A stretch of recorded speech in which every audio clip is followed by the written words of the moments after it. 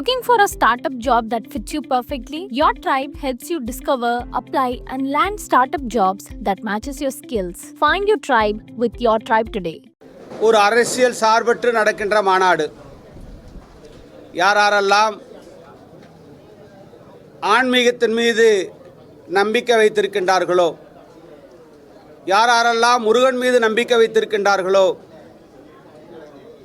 அப்படி உள்ளிட்ட அத்தனை தலைவர்களும் இந்த மாநாட்டிலே கலந்து கொள்ள வேண்டும் என்பதுதான் எங்களுடைய தலைவர்களுடைய எண்ணம். அந்த அடிப்படையிலே அனைத்து தலைவர்களுக்கும் அழைப்புகள் கொடுக்கப்பட்டிருக்கின்றது. எனவே இந்த மாநாட்டை ஒரு அரசியல் உள்நோக்கத்திற்காக இல்லாமல் ஒரு ஆன்மீக மாநாடாக, முருக பக்தர் அனைவரும் ஒன்று கூடுகின்ற ஒரு மாநாடாக இந்த மாநாட்டை உருவாக்க வேண்டும் என்று சொல்லி மிகச் சிறப்பான முறையிலே இந்த மாநாட்டை ஏற்பாடு செய்து கொண்டிருக்கின்றார்கள். அவர்களுக்கு இந்த நேரத்தில் என்னுடைய வாழ்த்துக்களையும் பாராட்டுக்களையும் நான் தெரிவித்துக் கொள்ள கடமைப்பட்டிருக்கின்றேன். மாநாட்டிலே அனைத்து ஆன்மீக அன்பர்களும் முருக பக்தர்களும் திரளாக கலந்து கொள்ள வேண்டும். அப்படி கலந்து கொண்டு முருகனுடைய அருளை பரிபூர்ணமாக நீங்கள் பெற வேண்டும்.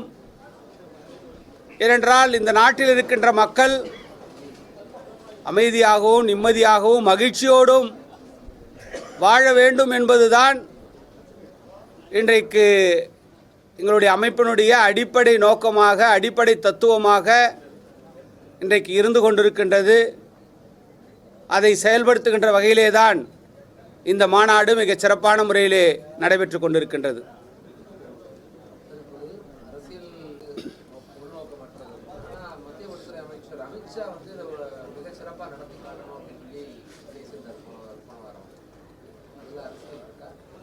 அதாவது இது முருக பக்தர்கள் மாநாடு.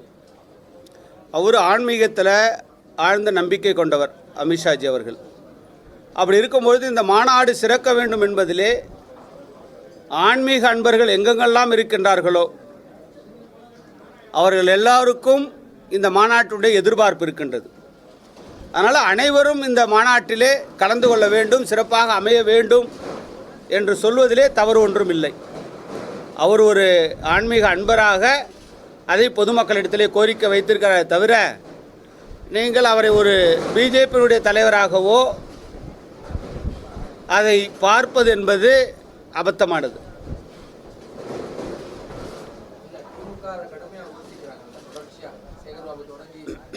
அதாவது இன்றைக்கி பார்த்தீங்கன்னா எங்களுடைய தலைவர் எங்களுடைய தலைவர் பார்த்திங்கன்னா இன்றைக்கு தமிழக முதல்வரை சந்தித்து இந்த மாநாட்டிற்கு வர வேண்டும் என்று அழைப்பதற்காக நேரம் கேட்டு கடிதம் கொடுத்திருக்கின்றார்கள். பல நேரங்களிலே எங்களுடைய தலைவர் கூட வெளிப்படையாக அறிவித்திருக்கின்றார்கள்.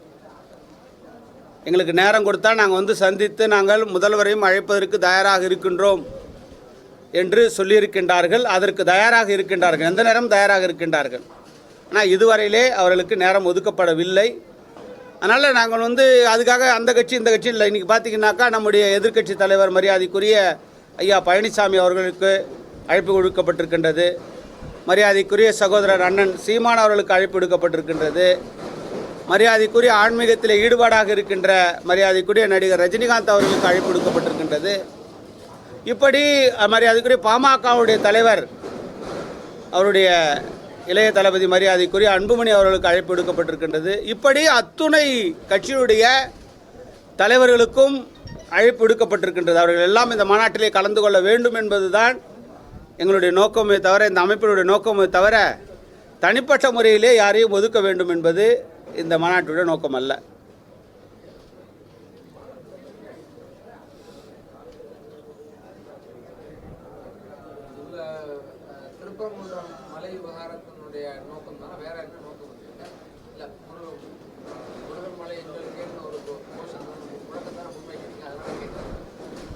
முருகர் எங்கெங்கெல்லாம் குன்றிருக்கும் இடமெல்லாம் குமரனுக்கும் இடமாக குமரியத்தோர் வழிபடட்டும் அவை பாட்டி சொல்லியிருக்காங்க.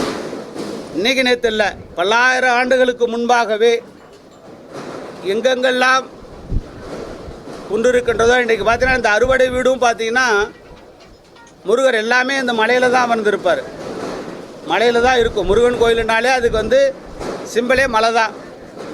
அப்படிப்பட்ட நிலையிலே தான் இன்றைக்கு முருகர் எங்கெங்கெல்லாம் இருக்கிறாரோ அது நம்முடைய இந்து மக்களுக்கு சொந்தமானது என்பதை தெளிவாக ஆணித்தரமாக அதை முருக பக்தர்கள் அனைவரும் நம்புகிறார்கள்.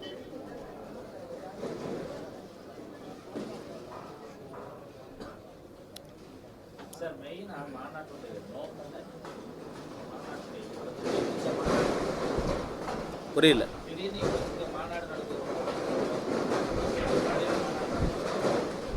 சரி, தமிழக அரசு மாநாடு நடத்துகிறாங்க, அவங்களுடைய நோக்கம் என்ன? தமிழக அரசு ஒரு மாநாடு நடத்துகிறாங்க, முருகர் மாநாடு நடத்துனாங்க, அவங்களுடைய நோக்கம் என்ன?